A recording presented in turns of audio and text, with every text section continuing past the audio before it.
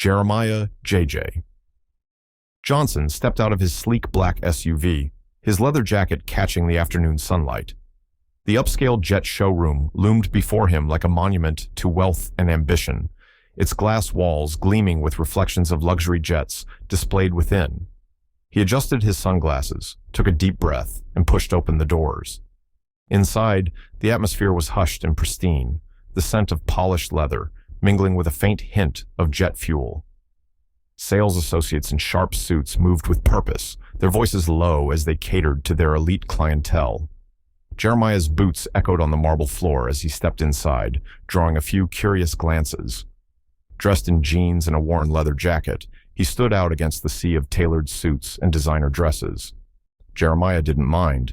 He had spent years standing out, in the military, where his intelligence and leadership had earned him respect, and later in the tech world, where he had built an empire from scratch.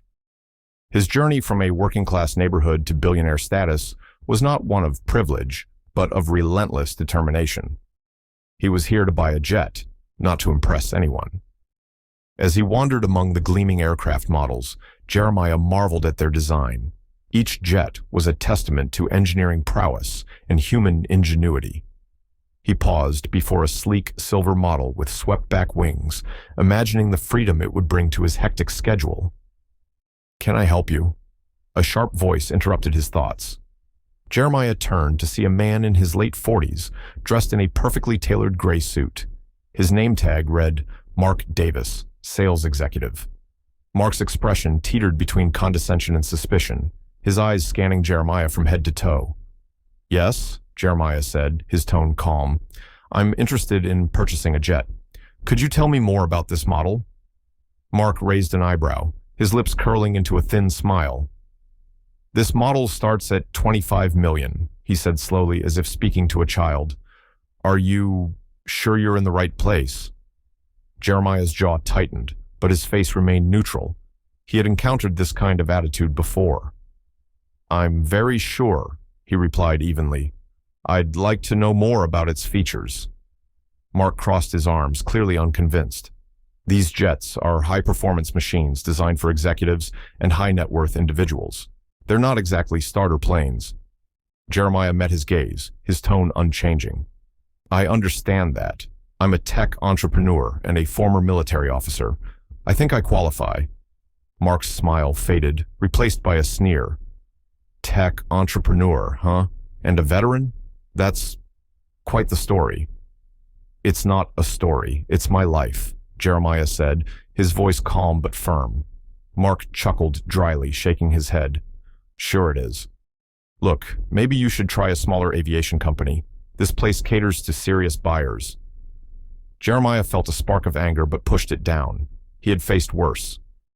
"I am a serious buyer," he said, standing his ground, "and I'd like to speak to someone who takes me seriously." Mark's expression hardened. "You're speaking to him." The air between them grew tense, but Jeremiah didn't flinch. Instead, he looked Mark in the eye, his calm demeanor unshaken. "Then do your job and show me the jet." Mark hesitated, his ego clearly bruised. After a long pause, he sighed dramatically and gestured toward another section of the showroom.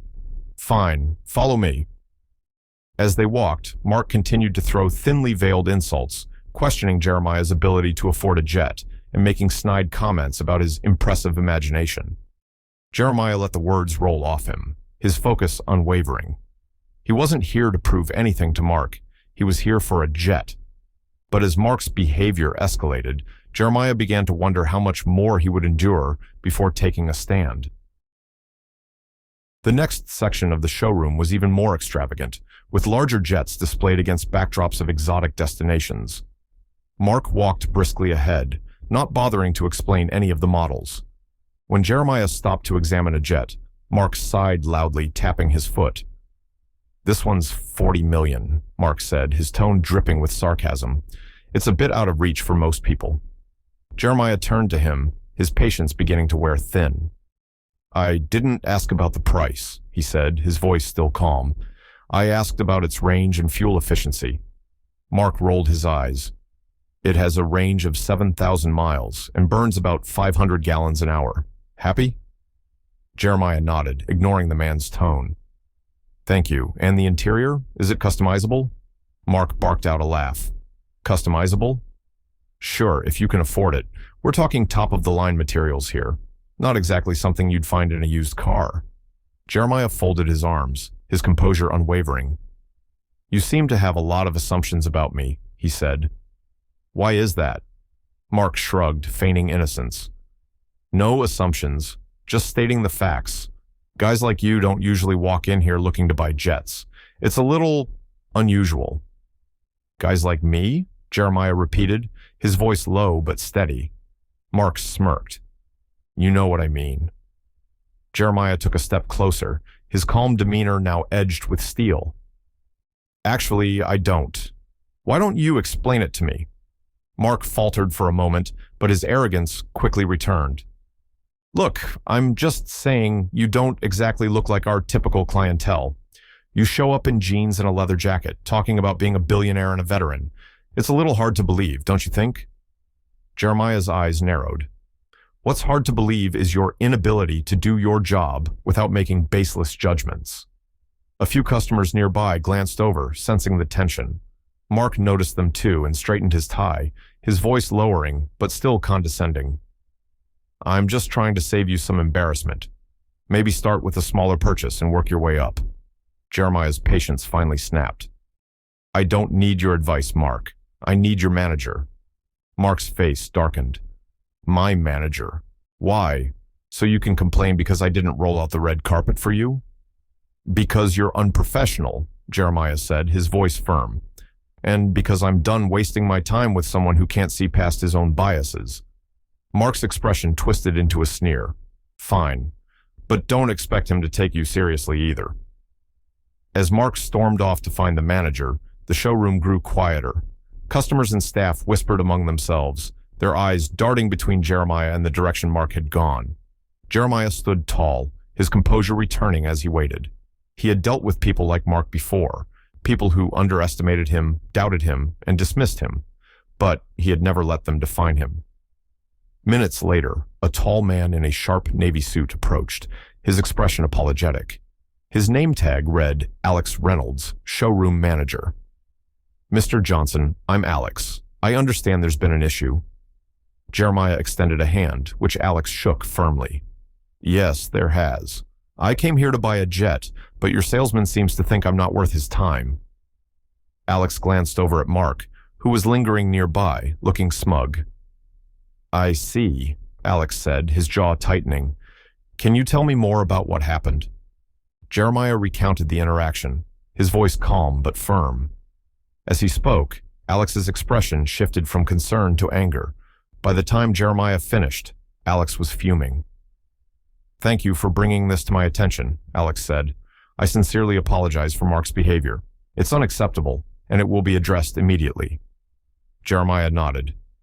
I appreciate that, but I'm not looking for apologies. I'm looking for a jet. Alex smiled. Then let me personally assist you. I'll make sure you get exactly what you're looking for. Mark's smug expression vanished as Alex turned to him. Mark, my office. Now. The growing crowd watched in silence as Mark slinked away, his face pale. Jeremiah allowed himself a small smile. He hadn't come here to teach anyone a lesson, but if one was learned, he wouldn't complain. Alex led Jeremiah to a private section of the showroom, eager to make up for the poor first impression. As they walked, Jeremiah couldn't help but feel a sense of satisfaction. He had stood his ground, and now, the real conversation could begin.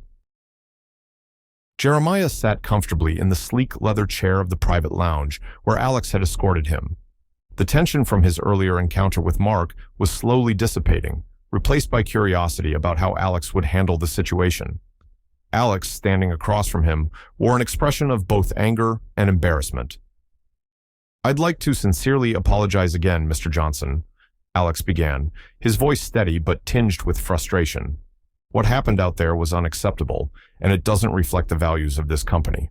Please, could you tell me exactly what transpired? Jeremiah leaned back, his gaze unwavering. It's simple, he said. I walked in here with the intention of purchasing a jet. Mark, however, didn't think I belonged here. He questioned my background, my finances, and even my integrity, all without knowing a thing about me. Alex clenched his jaw, visibly angry, but careful to remain professional. I understand, he said, nodding. Thank you for sharing that. It's clear that Mark's behavior was beyond inappropriate. As Alex spoke, his eyes flickered with recognition. I'm sorry, he said, narrowing his gaze slightly. You introduced yourself as Jeremiah Johnson, didn't you? Jeremiah nodded, curious. That's right. Alex's face shifted from professional concern to astonished realization. He slowly sat down, his demeanor now marked by a mixture of respect and awe. Jeremiah Johnson, my father spoke about you. Jeremiah's eyebrows rose. Your father? Alex nodded, leaning forward. My father, Richard Reynolds.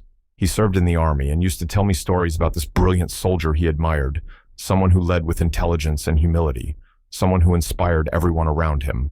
That soldier's name was Jeremiah Johnson. A flicker of nostalgia crossed Jeremiah's face as he considered Alex's words.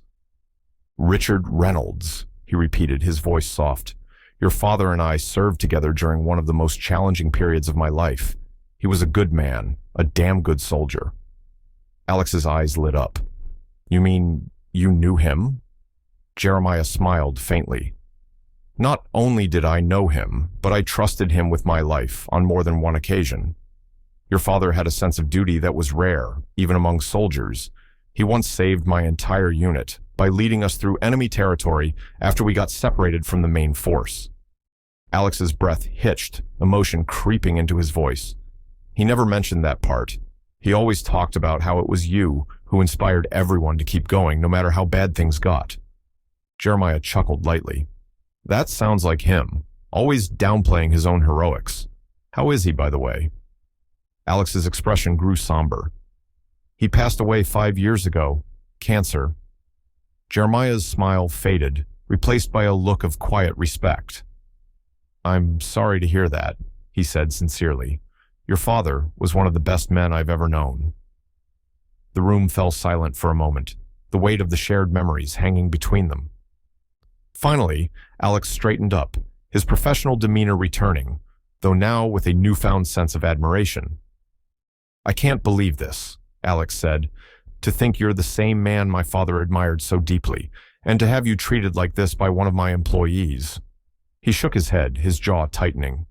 Mark's behavior is unacceptable, and I intend to address it immediately. Jeremiah inclined his head.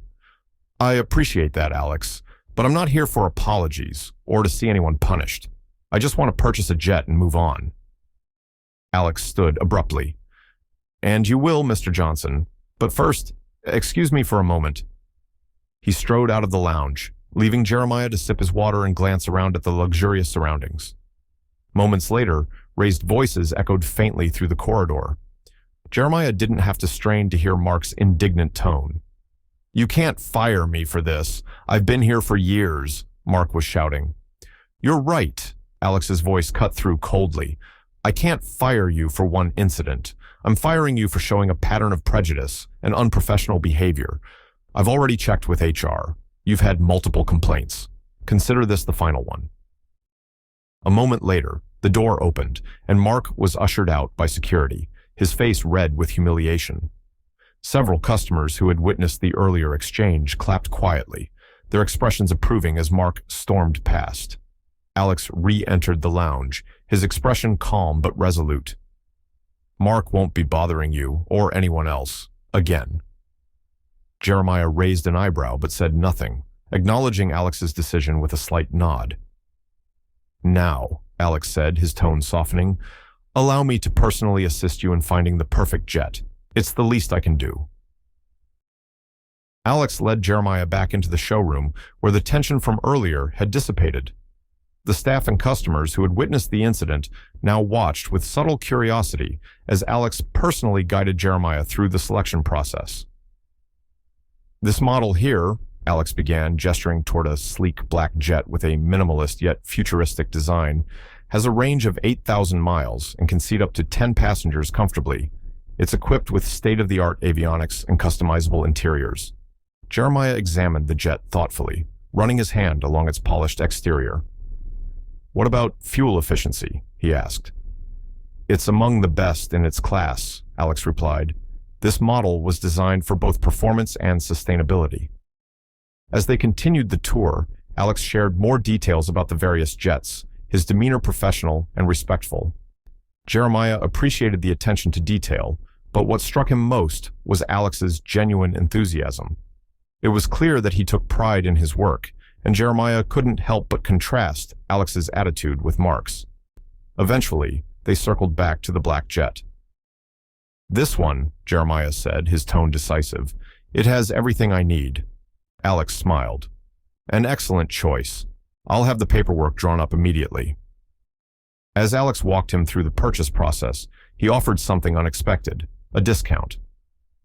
"Consider this a gesture of gratitude," Alex said, "for your service to this country and for the example you set for all of us." Jeremiah hesitated for a moment, then nodded. "Thank you, that means a lot." As the deal was finalized, Mark was escorted out of the building, his protests falling on deaf ears. The crowd watched with approval, a few even clapping as he was led away. Jeremiah glanced over but said nothing, choosing instead to focus on the moment. When the transaction was complete, Alex extended his hand. "It's been an honor, Mr. Johnson. I hope this jet serves you well." Jeremiah shook his hand firmly. "Thank you, Alex. And for what it's worth, your father would be proud of the man you've become." Alex's eyes glistened, but he managed a grateful smile. "That means more than you know." Later, as Jeremiah boarded his new jet, he took a moment to reflect. The journey to this moment had been long and fraught with challenges, but it had shaped him into the man he was today. Flying off into the clear blue sky, he felt a deep sense of triumph, not just for himself, but for everyone who had ever been underestimated or dismissed. In the end, Jeremiah knew that true success wasn't just about wealth or power. It was about integrity, resilience, and the ability to rise above prejudice. And as the jet soared higher, leaving the showroom far behind, Jeremiah smiled, ready to face whatever came next. Thank you for joining us on this unforgettable journey of resilience, redemption, and change. Jeremiah's story reminds us of the incredible strength it takes to stand tall in the face of prejudice and how one person's dignity can spark a ripple effect of accountability and respect. If this story moved you, we'd love to hear your thoughts. Don't forget to leave a comment below and let us know where you're tuning in from. Make sure to subscribe and hit the bell so you'll always be the first to hear more inspiring stories from Hopeful Horizon. Together, let's continue sharing tales that uplift, challenge, and remind us of the power of hope. Until next time, stay strong, stay inspired, and never stop believing in the power of change.